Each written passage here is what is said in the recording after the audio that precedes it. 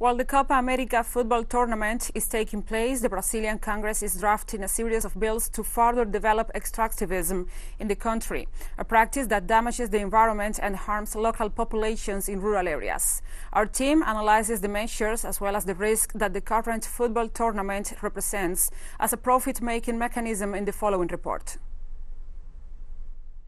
At the beginning of the pandemic, Brazilian Environment Minister Ricardo Salles recommended to his peers that they take advantage of the media distraction created by COVID-19 to let other things slip by.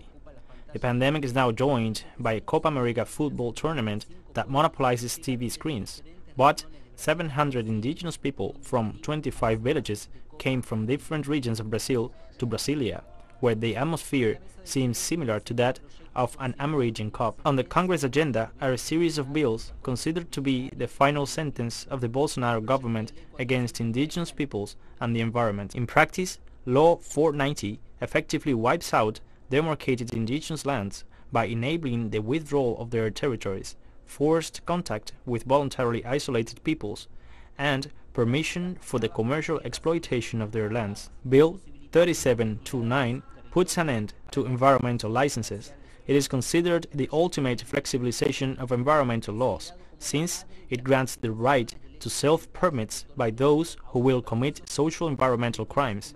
Its rapporteur is a rural activist, Katia Abreu. A series of bills focused on the legalization of grab territories, which will hand over for private use between 60 and 65 million hectares of public lands that were illegally seized by the market. A parliamentary decree that abolishes the main consultation mechanism for indigenous peoples and traditional communities, and finally, a bill presented by Bolsonaro to allow mining, hydroelectric construction, and agribusiness activities on indigenous lands. The measures encourage the current incursions of illegal miners on Yanomami and Munduruku indigenous lands, whose representatives have had problems traveling through Brasilia, precisely because they were surrounded by armed invaders. We have been experiencing invasion of indigenous lands for a long time, mainly on the Yanomami, Kayapo, and our Munduruku-related land.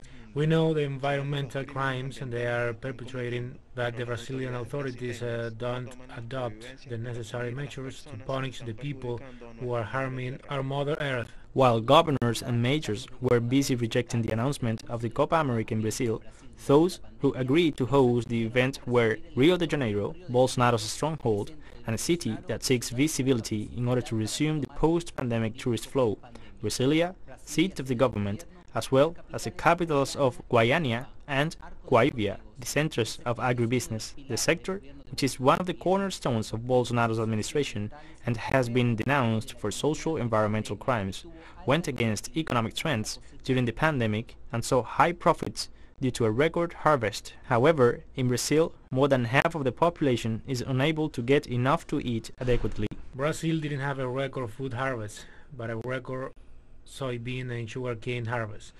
But people don't live on soybeans, they don't only consume soybeans, and soybeans are not a sufficient ingredient for animal feed. People don't live off sugar, alcohol or cachaça either. They need many more things: rice, vegetables, potatoes, cassava, meat, eggs, milk, and all this was not stimulated by the erratic, mistaken and genocidal policy of the Bolsonaro administration. It stimulated the soybean that replaced these crops. Indigenous peoples camped out in Brasilia, the city hosting the most football games, together with Rio de Janeiro. Ignacio Lemus y Julia Nasif para Telesur.